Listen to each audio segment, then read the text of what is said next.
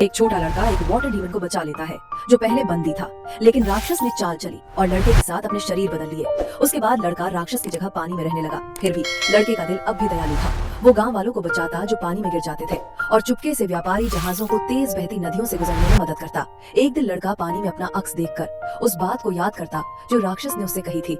इंसान बनने के लिए उसे एक मासूम इंसान को धोखा देकर कुछ लेना होगा, उनकी आत्मा। अगर वो 1 साल तक किसी को धोखा नहीं देता तो वो पूरी तरह से राक्षस बन जाता, लेकिन वो लोगों को नुकसान पहुंचाने का हिम्मत नहीं जुटा पाया। जैसे जैसे समय बीतता गया वो लड़का धीरे धीरे राक्षस जैसा दिखने लगा। पूरी तरह राक्षस बनने से पहले वो लोगों के लिए एक आखिरी अच्छा काम करना चाहता था। उसने बांसुरी बजाई ताकि जंगल के जानवर वहाँ आ सके।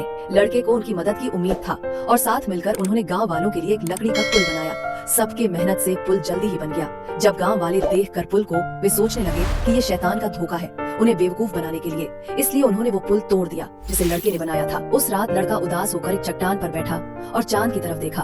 तभी शैतान जो अब लड़के के इंसानी शरीर में था उसके पास हंसते हुए आया, लेकिन लड़के ने कहा कि वो झूठ बोलने से बेहतर है कि वो शैतान ही रहे। शैतान को भी इंसान होना बोरिंग लगने लगा और उसने कहा कि वो अपना शरीर वापस लेना चाहता है और उन सबको पानी में डुबोने की इच्छा जताई जिन्होंने उसे सताया था, लेकिन लड़के ने मना कर दिया। फिर उसने अपना जादू निकाला। जिस चीज ने उनका शरीर बदल दिया था उसने उसे लेकर एक पत्थर से जोर से टकरा दिया। अचानक कई रोशनी की किरणें बाहर निकली। थोड़ी ही देर में उनके शरीर फिर से बदल गए। वो रोशनी की किरणें आसपास के गांव वालों को आकर्षित कर गई। जब उन्होंने राक्षस को देखा तो वे बहुत गुस्से में आ गए और उसे मारने के लिए हथियार उठाए, लेकिन लड़के ने उन्हें समय पर रोका। उसने कहा कि राक्षस बुरा नहीं था, उसे बस सही और गलत की समझ कभी नहीं मिली थी, इसलिए उसने झूठ बोला था। लड़के ने गाँव वालों से राक्षस को माफ करने की अपील की। तभी एक अमर प्राणी प्रकट हुआ। पता चला कि वो लड़का अमर शिष्य बनना चाहता था। अमर ने लड़के की परीक्षा लेने के लिए उसे राक्षस को हराने में मदद करने को कहा, लेकिन राक्षस ने उनकी जगह बदल दी। अमर लड़के की दयालुता और बहादुरी से प्रभावित हो गया और उसके गुरु बनने को तैयार हो गया।